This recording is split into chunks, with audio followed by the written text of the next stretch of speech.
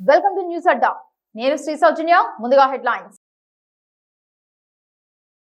కేసీఆర్ కు రేవంత్ రెడ్డి, పవన్ కళ్యాణ్, జగన్ పుట్టినరోజు శుభాకాంక్షలు. నన్ను మానసిక క్షోభకు గురి చేస్తున్నారు. పార్టీలో ఇంకెంతకాలం ఈ అవమానాలు? జీవన్ రెడ్డి ఆగ్రహం. టీఎస్ఎస్పీడీసీఎల్ కు 15 కోట్ల రూపాయల డిపాజిట్ చేయండి. గీతంకు సుప్రీంకోర్టు ఆదేశం. ఆ 2 రకాల రైళ్లలో ఎమర్జెన్సీ కోటా పునరుద్ధరణ. ఏపీ సీఎం చంద్రబాబుతో తెలంగాణ మంత్రి తుమ్మల భేటీ. ఆ 5 పంచాయతీలను తెలంగాణకు ఇవ్వాలని విజ్ఞప్తి. వివరాల్లోకి వెళ్తే, మాజీ ముఖ్యమంత్రి బీఆర్ఎస్ అధినేత కేసీఆర్ కు తెలంగాణ ముఖ్యమంత్రి రేవంత్ రెడ్డి పుట్టినరోజు శుభాకాంక్షలు తెలియజేశారు. ప్రజాసేవలో నిమగ్నమవుతూ రాష్ట్రాభివృద్ధికి పాటుపడటంలో భగవంతుడు కేసీఆర్ కు సంపూర్ణ ఆయురారోగ్యాలు ప్రసాదించాలని ముఖ్యమంత్రి ఆకాంక్షించారు. ఆంధ్రప్రదేశ్ ఉప ముఖ్యమంత్రి, జనసేన అధినేత పవన్ కళ్యాణ్, వైసీపీ అధ్యక్షుడు వైఎస్ జగన్మోహన్ రెడ్డిలు కూడా కేసీఆర్ కు పుట్టినరోజు శుభాకాంక్షలు తెలియజేశారు. తెలంగాణ మాజీ సీఎం కె చంద్రశేఖరరావుకు పుట్టినరోజు శుభాకాంక్షలు. నిండు నూరేళ్లు సుఖ సంతోషాలతో ఆరోగ్యంగా జీవించాలని కోరుకుంటున్నాను అని జగన్ ఎక్స్ వేదికగా ట్వీట్ చేశారు. కేసీఆర్ సుదీర్ఘకాలంగా ప్రజా జీవితంలో ఉన్నారని, రాష్ట్రానికి మరింత సేవ చేసే శక్తిని ఆయనకు దేవుడు ప్రసాదించాలని కోరుకుంటున్నారని పవన్ కళ్యాణ్ పేర్కొన్నారు. నిండు నూరేళ్లు ఆయుర ఆరోగ్యాలతో సుఖ సంతోషాలతో ఉండాలని ఆకాంక్షించారు. జగిత్యాల మున్సిపల్ చైర్పర్సన్ ఎన్నిక తీరుపై కాంగ్రెస్ పార్టీ సీనియర్ నేత జీవన్ రెడ్డి తీవ్ర అసంతృప్తి వ్యక్తం చేశారు. ఎమ్మెల్యే సంజయ్ కుమార్ వర్గానికి చెందిన సమిండ్ల వాణి చైర్పర్సన్ గా ఎన్నికయ్యారు. తన వర్గానికి చెందిన కౌన్సిలర్లకు ప్రాధాన్యత ఇవ్వలేదంటూ ఆయన తీవ్ర స్థాయిలో ఆగ్రహం వ్యక్తం చేశారు. తనను మానసిక క్షోభకు గురి చేస్తున్నారని, అవమానాలను ఇంకా ఎంతకాలం భరించాలని వాపోయారు. వలసవాదికి చైర్పర్సన్ పదవిని కట్టబెట్టారని ఆరోపించారు. తాను మొదటి నుంచి కాంగ్రెస్ పార్టీకి కట్టుబడి ఉన్నానని తెలిపారు. కాంగ్రెస్ అభ్యర్థులుగా, స్వతంత్రులుగా ఎన్నికైన తన అనుచరులను ప్రజాభవన్ కు తీసుకెళ్లి కూడా చూపించానని తెలిపారు. పార్టీ కోసం మొదటి నుంచి కష్టపడి పనిచేసిన వారికి చైర్మన్ పదవి ఇవ్వాలని రాష్ట్ర నాయకులకు విజ్ఞప్తి చేసినట్లు తెలిపారు. కానీ ఎమ్మెల్యే సంజయ్ కుమార్ వర్గానికి చెందిన వారికే పదవులు కట్టబెట్టారని ఆరోపించారు. ఆయన మనుషులకు టికెట్లు ఇవ్వడంతో పాటు మున్సిపల్ చైర్మన్ పదవి కూడా ఇవ్వడం దారుణమని అన్నారు. పార్టీ కోసం జగిత్యాల కాంగ్రెస్ కార్యకర్తలు ఎంతో కష్టపడ్డారని, కానీ మనం అధికారంలోకి వచ్చాక సొంత వారికి అన్యాయం జరగడం చాలా బాధాకరమని అన్నారు. కాంగ్రెస్ పార్టీ కార్యకర్తలకు న్యాయం చేయలేనప్పుడు తానేం చేయగలనని అన్నారు.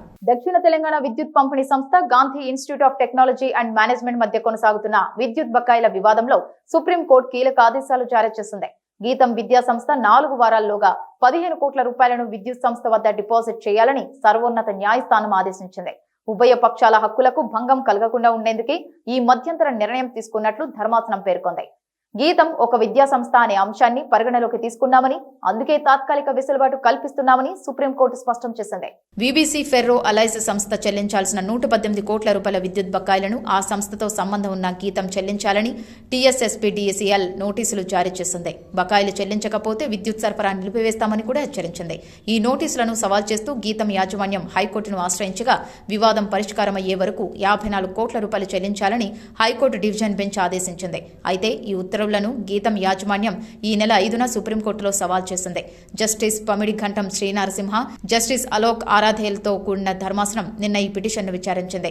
తమ వివరణను పరిగణలోకి తీసుకోకుండానే టీఎస్ఎస్పీడీసీఎల్ నోటీసులు జారీ చేసిందని గీతం వాదించింది. వాదనలు పరిశీలించిన ధర్మాసనం గీతం సంస్థ 4 వారాల్లో 15 కోట్ల రూపాయలు డిపాజిట్ చేయాలని ఆదేశిస్తూ హైకోర్టులో పెండింగ్లో ఉన్న ప్రధాన రిట్ పిటిషన్ను త్వరితగతిన విచారించి పరిష్కరించాలని తెలంగాణ హైకోర్టుకు సూచించింది. ఈ కేసుకు సంబంధించిన స్పెషల్ లీవ్ పిటిషన్తో పాటు ఇతర అనుబంధ పిటిషన్లపై విచారణను ముగించింది. వందే భారత్ స్లీపర్, అమృత్ భారత్ రైళ్లలో ఎమర్జెన్సీ కోటాను రైల్వే శాఖ తిరిగి అమల్లోకి తెచ్చింది. ఇప్పటి వరకు ఈ రైళ్లలో మహిళలు, వికలాంగులు, సీనియర్ సిటిజన్లు, డ్యూటీ పాస్ హోల్డర్లకు మాత్రమే ప్రత్యేక కోటాలు ఉండేవి. అయితే ప్రయాణికుల అవసరాలు, బెర్తుల లభ్యత, నిర్వహణపరమైన అంశాలను దృష్టిలో పెట్టుకుని ఎమర్జెన్సీ కోటాను పునరుద్ధరించాలని నిర్ణయించింది. అత్యవసర ప్రయాణాలకు అనుగుణంగా ఈ కోటా అందుబాటులో ఉండేలా చర్యలు తీసుకోవాలని రైల్వే శాఖ అన్ని జోన్లను ఆదేశించింది. దీనికి సంబంధించిన మార్గదర్శకాలను కూడా జారీ చేసింది. తాజా సర్క్యులర్ ప్రకారం 7 లేదా అంతకంటే ఎక్కువ స్లీపర్ కోచ్లు ఉన్న అమృత్ భారత్ రైళ్లలో 24 ఎమర్జెన్సీ బెర్తులను తప్పనిసరిగా కేటాయించాలి. అలాగే వందే భారత్ స్లీపర్ రైళ్లలో ఫస్ట్ క్లాస్ ఏసీ కోచ్లలో సాధారణ రోజుల్లో 4 బెర్తులు, వారాంతాల్లో 6 బెర్తులు ఎమర్జెన్సీ కోటాగా ఉంచాలని సూచించింది. సెకండ్ క్లాస్ ఏసీ కోచ్లలో సాధారణ రోజుల్లో 24 బెర్తులు, వారాంతాల్లో 30 బెర్తులు అందుబాటులో ఉంచాలి.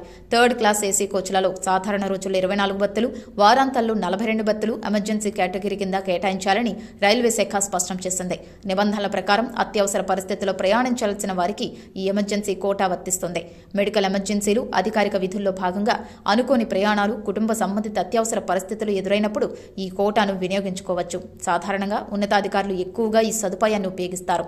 అయితే అవసరమైన డాక్యుమెంట్లు సమర్పిస్తే సాధారణ ప్రయాణికులు కూడా ఈ కోటాలో ప్రయాణించేందుకు అవకాశం ఉంటుంది. ఈ ఎమర్జెన్సీ బత్తులను ఆన్లైన్ ద్వారా బుక్ చేసుకునే అవకాశం ఉండదు. ప్రయాణానికి కనీసం ఒక్కరోజు ముందుగా సంబంధిత అధికారులకు ప్రత్యేకంగా దరఖాస్తు చేసుకోవాల్సి ఉంటుంది. అవసరమైన తనిఖీలు పూర్తయ్యాక మాత్రమే అనుమతి జారీ చేస్తారు. తెలుగు రాష్ట్రాల మధ్య నెలకొన్న సరిహద్దు సమస్యల పరిష్కారం దిశగా కీలక పరిణామం చోటు చేసుకుంది. తెలంగాణ వ్యవసాయ శాఖ మంత్రి తుమ్మల నాగేశ్వరరావు సోమవారం ఉండవల్లిలో ఆంధ్రప్రదేశ్ ముఖ్యమంత్రి చంద్రబాబుతో సమావేశమయ్యారు. ఈ భేటీలో రెండు రాష్ట్రాల మధ్య సమన్వయంతో పరిష్కరించుకోవాల్సిన పలు ముఖ్యమైన అంశాలపై చర్చించారు. ముఖ్యంగా రాష్ట్ర విభజన సమయంలో ఆంధ్రప్రదేశ్లో విలీనం చేసిన 5 గ్రామ పంచాయతీలను తిరిగి తెలంగాణలో కలపాలని తుమ్మల చంద్రబాబుకు ప్రధానంగా విజ్ఞప్తి చేశారు. భద్రాద్రి కొత్తగూడెం జిల్లాకు సమీపంలో ఉన్న ఎటపాక, కన్నాయిగూడెం, పిచుకలపాడు, పురుషోత్తపట్నం, గుండాల పంచాయతీలకు తెలంగాణకు బదిలీ చేయాలని ఆయన కోరారు. ఈ గ్రామాలు భౌగోళికంగా తెలంగాణ భూభాగంలో ఉన్నప్పటికీ పరిపాలనా పరంగా ఏపీలో ఉండటంతో అక్కడి గిరిజన ప్రజలు తీవ్ర ఇబ్బందులు ఎదుర్కొంటున్నారని తుమ్మల వివరించారు. జిల్లా కేంద్రాలకు వెళ్లాలంటే గంటల తరబడి ప్రయాణించాల్సి రావడం, అంతరాష్ట్ర చెక్పోస్టుల సమస్యలు, పరిపాలనాపరమైన ఇబ్బందులను ఆయన చంద్రబాబు దృష్టికి తీసుకువెళ్లారు. భద్రాచలం రామాలయానికి చెందిన కొన్ని భూములు ఏపీ పరిధిలో ఉండటం వల్ల తలెత్తుతున్న సమస్యలను కూడా ప్రస్తావించారు. ఈ సమావేశంలో మరికొన్ని కీలక ప్రతిపాదనలను కూడా తుమ్మల సీఎం చంద్రబాబు ముందుంచారు. తిరుమలలో తెలంగాణ భక్తుల సౌకర్యార్థం యాత్రికుల భవనం నిర్మించడానికి 5 ఎకరాల భూమిని కేటాయించాలని కోరారు. అలాగే ఖమ్మం జిల్లాలో టీటీడీ ఆలయ నిర్మాణానికి సహకారం అందించాలని విజ్ఞప్తి చేశారు. వీటితో పాటు ఖమ్మం జిల్లాలోని పెదవాగు ప్రాజెక్టు శాశ్వత మరమ్మతుల అంశాన్ని కూడా చర్చించారు. ఈ ప్రాజెక్టు కింద 85% ఆయకట్టు ఏపీలోనే ఉన్నందున మరమ్మతుల కోసం అయ్యే 92.2 కోట్ల రూపాయల ఖర్చును 85-15 నిష్పత్తిలో భరించేందుకు అంగీకరించాలని సూచించారు. ఆంధ్రప్రదేశ్లో చంద్రబాబు ముఖ్యమంత్రిగా బాధ్యతలు స్వీకరించిన తర్వాత తుమ్మల ఆయనతో భేటీ కావడం ఇదే తొలిసారి.